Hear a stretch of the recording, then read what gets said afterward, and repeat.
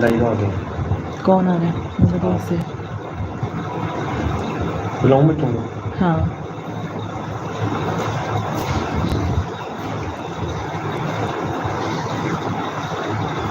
Hello hello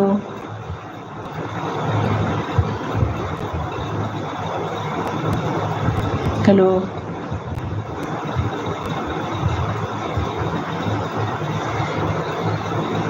hello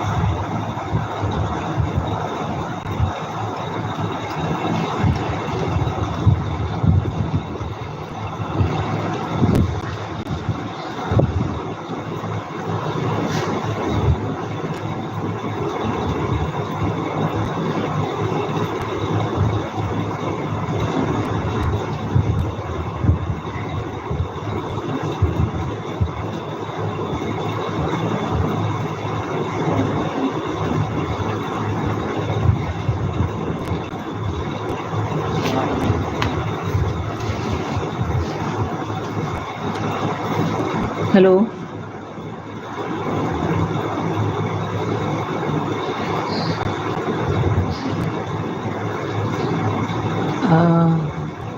hello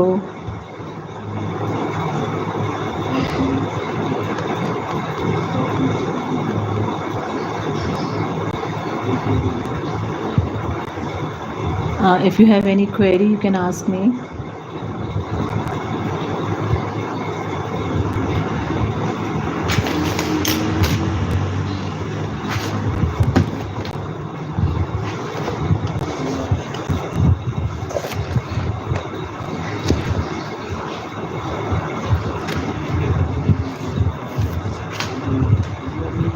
Hello.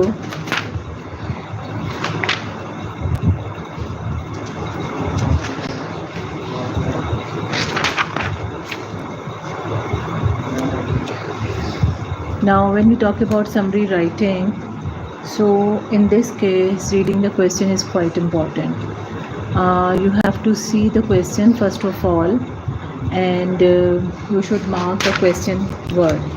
Like for example, if I talk about this particular question, here you can see that the question talks about the problems caused by heavy traffic in our cities and what measures should be taken to reduce it according to text B. Now what problem may come here is that we may not understand the question properly, or we may ignore the question, and when we ignore the question, definitely we will be missing the aim to write the summary. So for this we should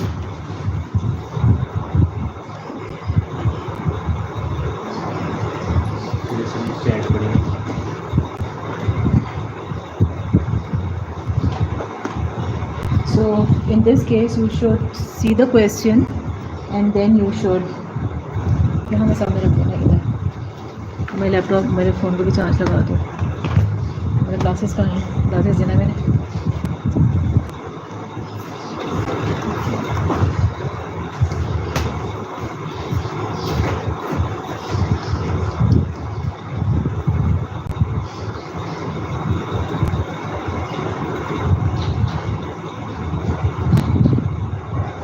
Yes, so reading the question is quite important in this case, that if we ignore the question we may not find what do we have to actually read. So when we see the question that it is about the problems caused by heavy traffic in our cities, when we are now reading this text with this question in mind, definitely we will be looking at the problems which are caused by heavy traffic. So we can see that all the problems which are there, they will be highlighted and we can underline them. Suppose if we have two things in our question, like problems and solution. So either we can use two different highlighters, one for highlighting the problem and other for highlighting the solution, or we may use some different marking technique. Like for problems we can go for an underlining straight line, and for the solution we can go for a curved line. So once you have read the whole text, then I recommend that you read the text twice or thrice.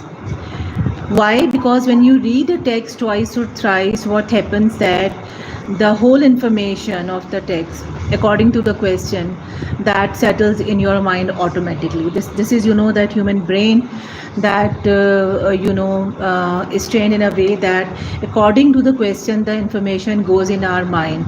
So when we repeat the question, that we have to look at the problems caused by heavy traffic in our cities, what happens that when we read the text twice or thrice, then the material start filtrating from the text and settling into our mind.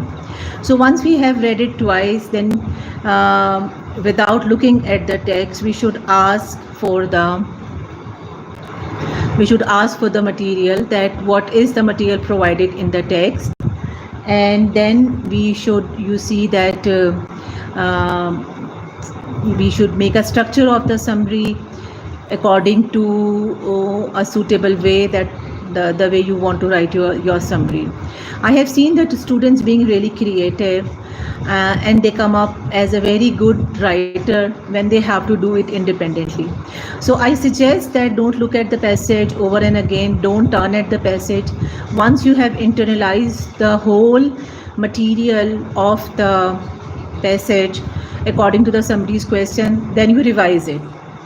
The best way to do this paper is to be patient, revise the things in your mind, then think of a good structure to write your summary. And you may if the question is talking about the problems and solution, so you may write in a way that first you may discuss the problems and then you may talk about the solution. But that is a little childish way. As a grown-up student, you may go in a really creative way, that you may talk about the problem, and then with it you may suggest some solution which has been given in the passage. Okay, but remember one thing, that you don't have to go beyond the knowledge provided in the passage. You don't have to go away from the passage. Okay, you have to keep yourself within the information provided by the passage. So this can be one way when you can talk about the problems and the solution side by side. Or suppose if the question is talking about advantages and disadvantages. So if you think that you are going to discuss all the advantages first and then you're going to discuss all the disadvantages later on in the other part of the summary, so that is, I would suggest that it's really something really childish or something uncreative way to do it. What you can do, that you can talk about advantages and with it some suitable disadvantage, and linking it with some smart linking devices. So I must tell that the use of linking devices is really very important. Without giving the linking devices, you cannot create unity in your summary. In mark scheme, we have often read this word, that it has to be in a continuous form. So what does that continuous means? It means that your summary has to be coherent. In your summary, the things should be linked, and that linking can come only by giving the linking devices. So you can use very the basic linking devices of sequence, like first of all, secondly, then, afterwards, in addition to, next, furthermore. Or if you have little higher aspiration to use some advanced linking devices, you can go for conjunctive adverbs. And okay, there is a question asked by one of the student, and he says that Can we write summary in paragraphs? Well, you know that already the summary is a part of your text, so it's a gist of your text. So traditionally, we don't write summary in paragraphs, and it's better to write summary in one paragraph because already it's less. But like if there is a question that write about the advantages and disadvantages, then you may divide your summary in two paragraphs discussing advantages and then disadvantages. But as I have just talked about that is going to be, you know, a really very simple way of writing a summary. In an advanced way, you should go by putting things together, like you may go by giving one advantage and another disadvantage. So I suggest that rather than going into different paragraphs, you should write your summary in one paragraph. So I'm sure that your query is answered. Okay. Then there is another question about the person of the summary. You know that sometime the text which is provided to us, it is in first person. First person means that somebody is telling his own story, like I went there and when I examined the room, it was filled with many books. And when you are writing a summary of such text, then you have to go into a third person narration style. Remember this thing, okay? That you don't have to write a summary using first person pronoun I or we. You should write your summary in third person. And one more thing, that you may start your summary with some very good starting line, that the passage tells about the problems faced by the main character, or the passage discusses about the advantages and disadvantages. Okay, and then you may say like this, that you may make it, actually you are writing a summary, it's your text now, you're reproducing it, so there isn't any point going in first person. Okay, so write your summary in third person.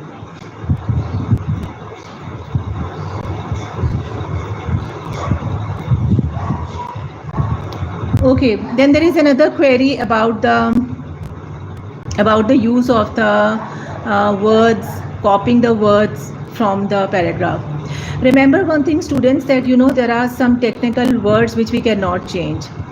But the way I am telling you, writing a summary with that, when you read the whole text twice or thrice and you internalize the things, and then without looking at the text you are writing the summary, then in this way definitely you will not be copying the things from the text. Okay, then you will be bringing your own ideas. You will be, you know, that cladding the summaries, sentences in your own vocabulary, in your own creative way. So I suggest that rather than looking at the passage over and again, turning to the passage and then writing a line, that is, you know, that will break the continuity of your summary, and that is never going to be a great summary at all. Okay, you may give a practice right now. You may do it in a way that you write it and you will find that it's going to be more creative when you are not looking at the paragraph. Okay, there is another query.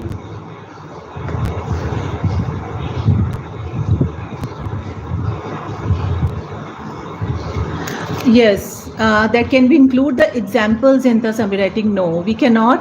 Actually, we have to pick up the gist of the passage. And what is an example? Example is actually elaborating about something. So you don't have to go for elaborations. You just have to pick up the gist, the main idea of the passage. And you know that the text B, for which you have to write a summary, it is almost 500 to 600 words, and you have to summarize into 150 words. How can you think of bringing examples in it? So there isn't any point of putting examples in your summary. You can't put examples in your summary. You can't give dialogues in your summary, and that you have to, you know, shift the sentence structures from complex to compound and from compound to simple sentences. Okay, and you must learn the technique of, you know, fusing the sentences together, bringing the ideas together and then summarizing it. Oh, that's a great question asked by one of the student, that how many points can we pick for summary. I must tell you one thing, that for summary we have 20 marks, okay, and the 20 marks are divided into 10 marks for the content. Content means that what is the material you are providing for your summary. I must tell you one thing, and if you watch my recent video about the summary where I have shown you the specimen papers mark scheme released by the Cambridge, there you will find that that in the passage there are more than 10 points. There are 13 points at least. So it's mean that you have to see that you may pick up maximum point, because that there are this part of the paper is assessing your two of the reading skills as well, like how you can understand the explicit meaning, how can you pick up the required information. So at least 10 of the points should be picked up, and there are many points because the passage has been made on purpose for summary. So you may pick up 8 to 10 points, and then you can write them in a wonderful way in your own style.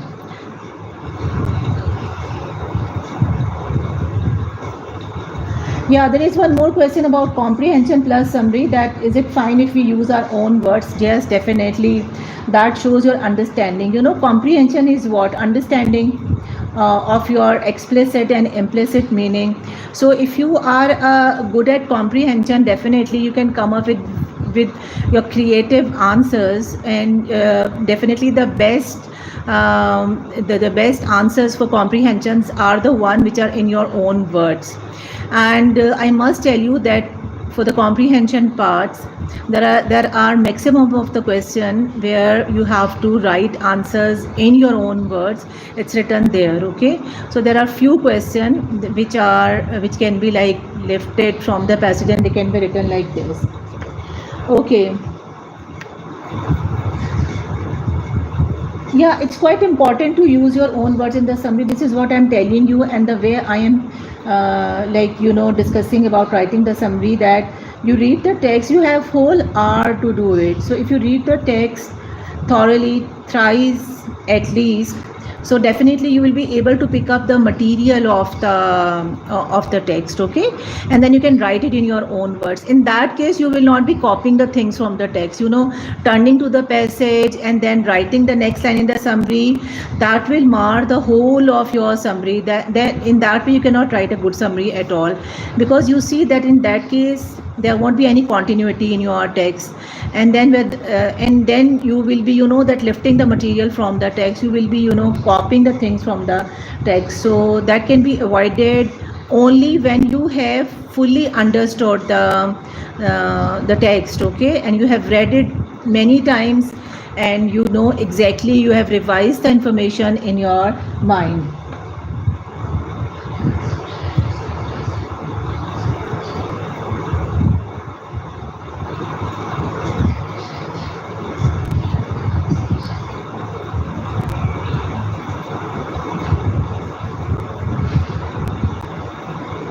Okay, it's about including some facts in your summary, like dates and days. If they are required, if they are really essential, you may write them, okay. And if they are not, if they don't fall into the question's requirement, then you may omit them.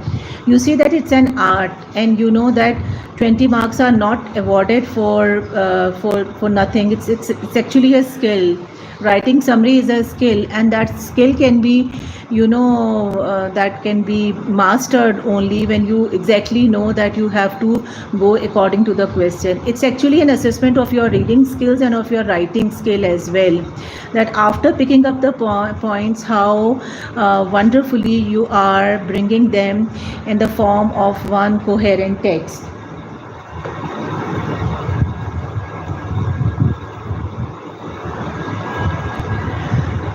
Okay, there's a question about the use of connectors in the summary. So as I have told you, that the primary or the easiest linking devices to be used in the summary can be the sequential connectors, okay. Sequential connectors are the one which we use when we are putting the things one after the other, like first of all, secondly, then, after it, in addition to this, moreover.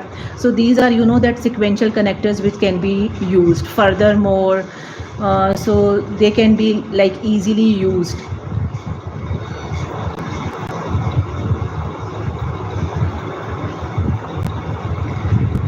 Okay, so one more thing, that we don't have to exceed the word limit. I mean, it is actually a test of your summary writing, that whether you are able to pick up the required material and skillfully manage it in the given word limit, then only you can get marks here. Okay, now I would like to talk about the next question, which is, interviewer's question.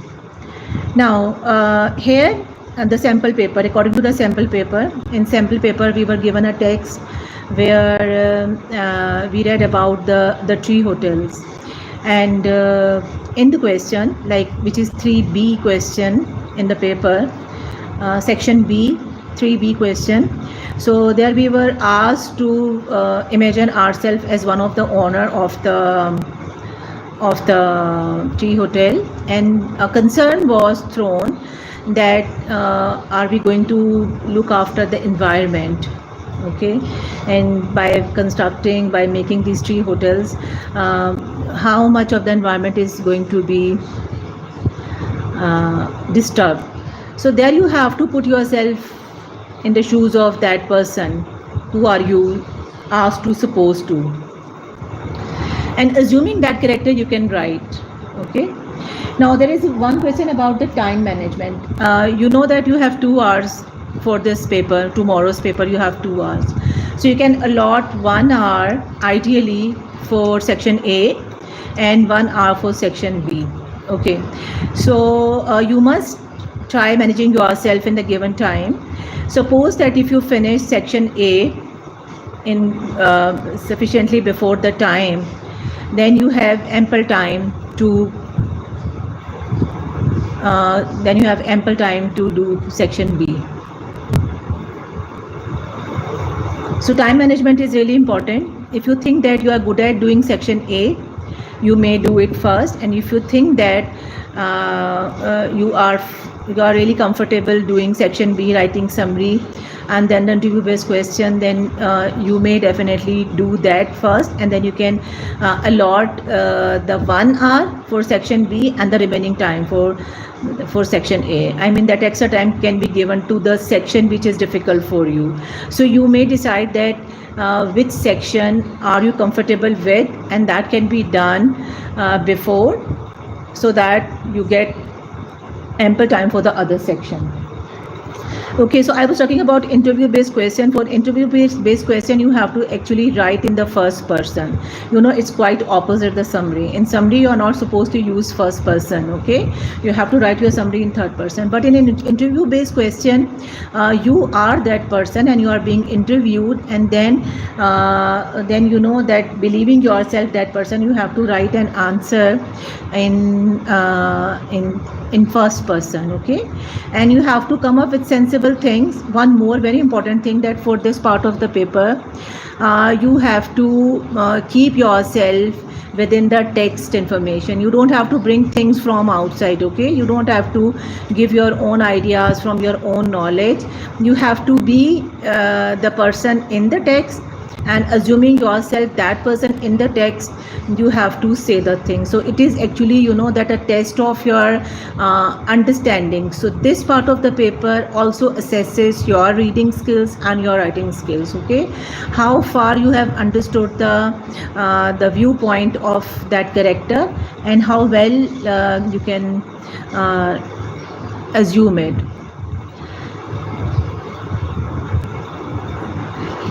Okay, conclude the summary. That when you are talking about all the points, so gradually you are moving towards the end of the summary. Okay, so you may assume a tone like this, that towards the end you may use such sentences, such phrases, that towards the end, the last problem, or the greatest problem faced by the person. I mean, you may use such phrases which show that you are now going towards the end of the summary. Okay, so that can be done in this way.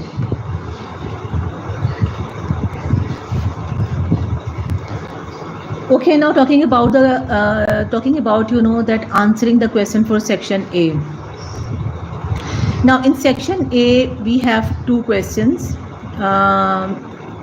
We have question 1 and we have question 2. Question 1 is of 16 marks. Question 1 is of 16 marks, and this is that simple comprehension question which we have been doing, definitely little tricky. Then section B is that language based question for 9 marks. So I've seen that most of you are not aware of the paper pattern, and the papers which we have been like practicing in our school, because we were not having the material, so there were some other IGC's paper. They were a little different from the style we will be having in our paper. So the first thing is that knowing the paper pattern by looking at the specimen. Okay, that is quite important. So when you look at the paper specimen, you will see that what type of questions are given there. So 16 marks question, that is question 1, is divided into definitely A, B, C parts. And there the questions are the routine, the way we have been doing that. What does writer mean by this, or explain this? Why does writer use this phrase? These type of questions are asked. But the other 9 marks questions are language based questions, so they are a little trickier. Okay, so somebody has asked about the interview based question, though I have discussed it, and you can watch my video on this as well, which is particularly on that 9 marks question. That is on 3B part, interview based question. Interview based question is quite opposite the summary. Here you have to write your things in first person. Okay, there you have to assume yourself that person, and that looking at the information provided for that person on his part, you have to write the answer.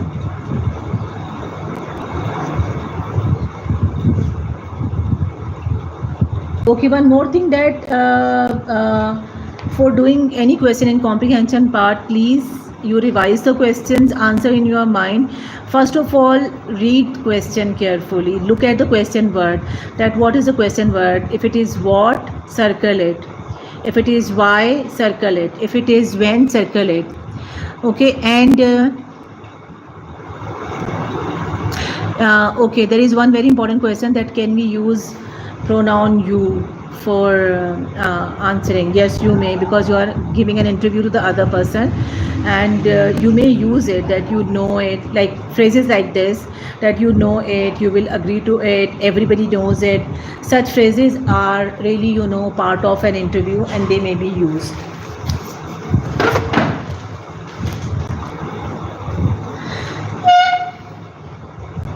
Okay, then the question which is I was talking about comprehension paper.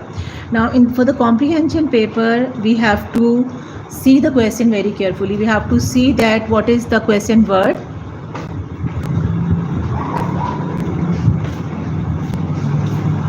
Okay, yes, the questions where you get some sophisticated some difficult word which you don't know. Yes, that is a great problem. This is the part where that we tend to lose the marks. For that case, I suggest that you read that line again in the context. Okay, because we cannot leave that part unattempted. Like that in a specimen there was a question that what does maze suggest. So if we don't know this word maze, so we have to see that word again in the line, read it over and again, and then guess at what could it mean, and then come up with some possible answer.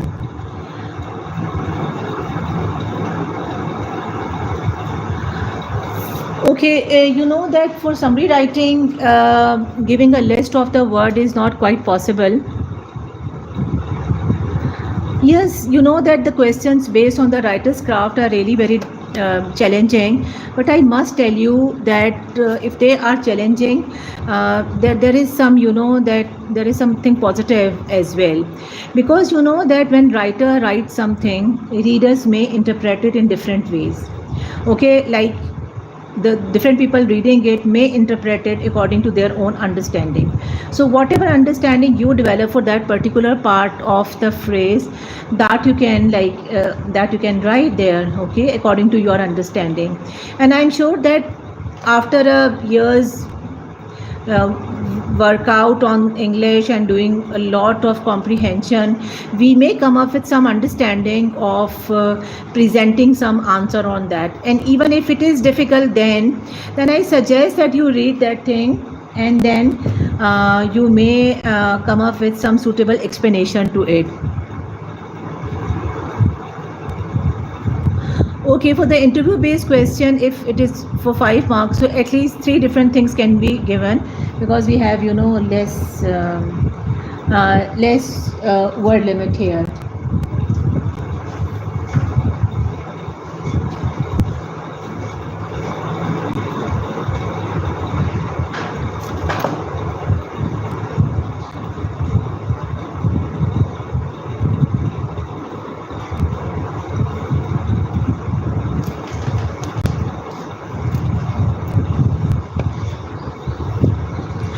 No, you cannot give your own opinion. This is what I'm telling you, because you know that this question is actually an assessment of your reading skills as well with your writing skill. So it has to be seen that whether you have understood the character fully or not, and you have understood the underlined information provided in the text. You don't have to go outside the text information. Thank you for asking this question. Many are having this problem. So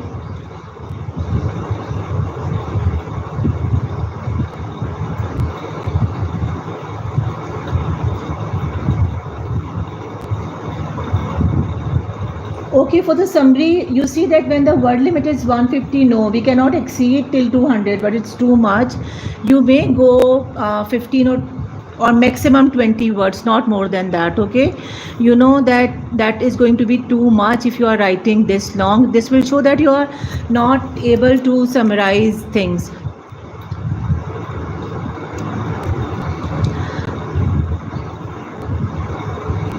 Okay, for the summary part, you may write that this article tells about the difficulties faced by the main character when he goes there, or the article talks about this passage is about the problems and the solutions of it, okay?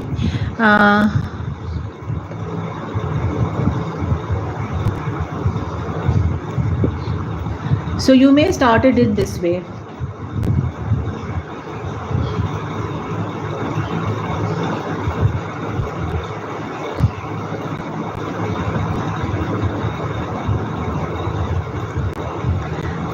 Now for the questions where we have to look at the writer's craft question. There you know that we have to be really very careful, and we have to come up with some sensible answer.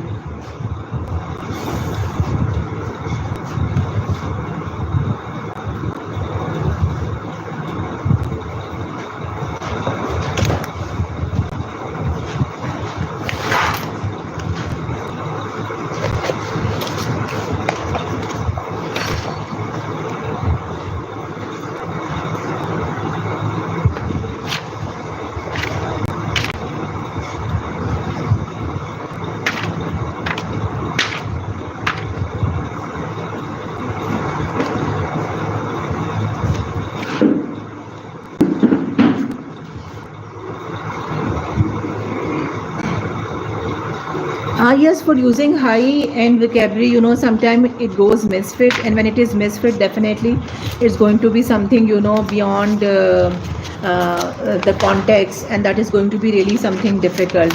If you know a word exactly and you can use it correctly, then I suggest that use a word. Otherwise, you know that if your language is correct, and if you are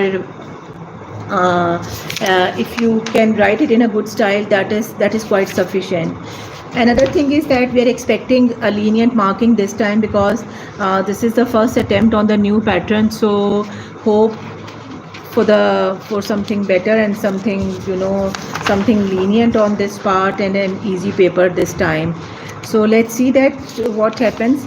But you see that putting the fancy word without an exact understanding, that can be really dangerous that can be really harmful. So I don't suggest doing it like this, like learning the word list and then putting them without understanding. So that can be something negative, because you know that examiner can easily understand that you have just done some rote learning and you are doing it with it. Okay, I must show you that look at this. If you can see it, that for a text these type of notes can be made for summary writing. Okay, this is a summary where you know that two different things are asked, that what the writer saw. These are the notes made by one student in the bullet form, and then the writer's thought and feelings about the experience. So these are the feelings and experience, and you can see that if 8 things are for what writer saw, the remaining points are for it. So almost there are 13 different points. So if we look at the summary which has been made on this part, you may see that it has been done in the paragraph form. And the book I'm talking about, look at the connectors used. At first the writer saw the mountain. Okay, you see the sequential connector is used. Towering above the flat tables of rock. Okay, so you see that the summary is going in third person. Yes, there are paragraphs. I have told you that if there are 2 different things asked, you may go in paragraphs. And if you are, you know, writing it, I don't suggest that you should go out of the context. Why should you go out of the context when you have the material provided in the text? So you can see this summary, you can read it. Here the writer has divided the summary into 2 parts, and the first paragraph discusses about what writer saw, and the other about the feelings, about the experience, okay, of his visit. So look at the variety of the sentence that the writer is using. Different types of sentence, compound and complex. Look at the use of at first.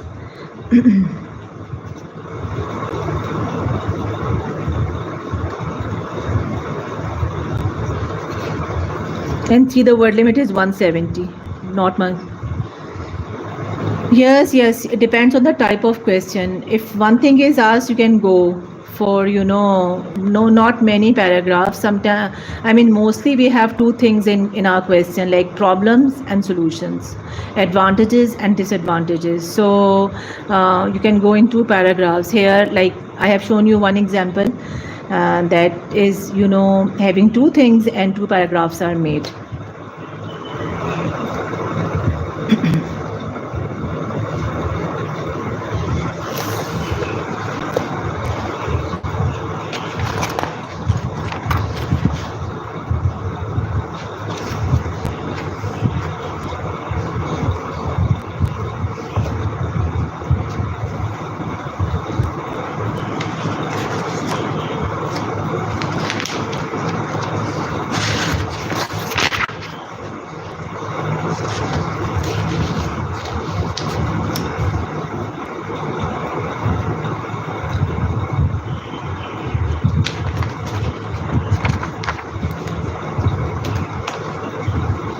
Well, you know that if we talk about margin of error, that can be quite controlled.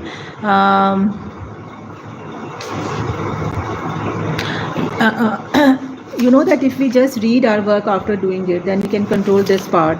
We can like omit many of the mistakes which we may have done in hurry, like spelling mistakes, punctuation mistakes, some tense error. They can be controlled by a review of our writing. Okay, continuous writing means that, as I have just shown you the summary, that it's in the paragraph form, and the things are connected, okay, by the linking devices. So we have to use linking devices to connect the things. Otherwise, you know that extracting the material and then writing them in short sentences, full stop voice will be, you know, that it will be like you are making notes. So you have to connect your things by putting, you know, these connectors.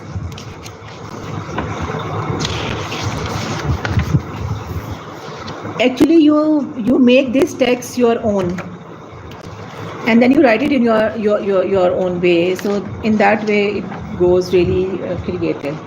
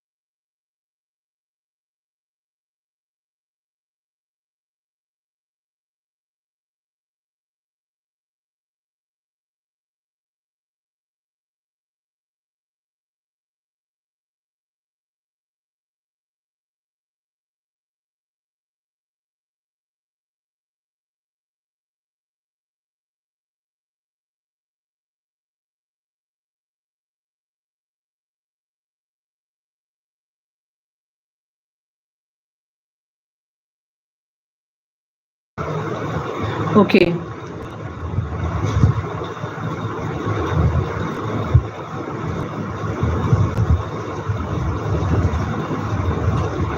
I must show you this suggestion from the book, that use your own words as far as possible to demonstrate your understanding. Okay.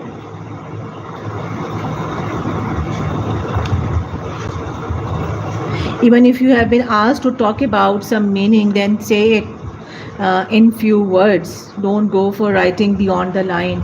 Writing beyond the line doesn't mean that you are really intelligent. It shows that you are actually unable to find the answer, and you are just copying the lines from the text for the sake of writing something. So you have to come up with some good answer.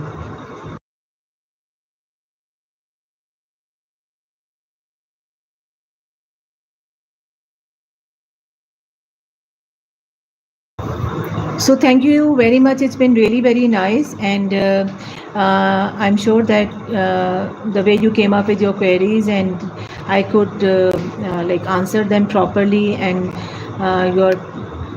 your all problems, whatever problems you were having in doing this comprehension, they're sorted out. Thank you very much. Stay blessed. Good luck for your tomorrow's paper.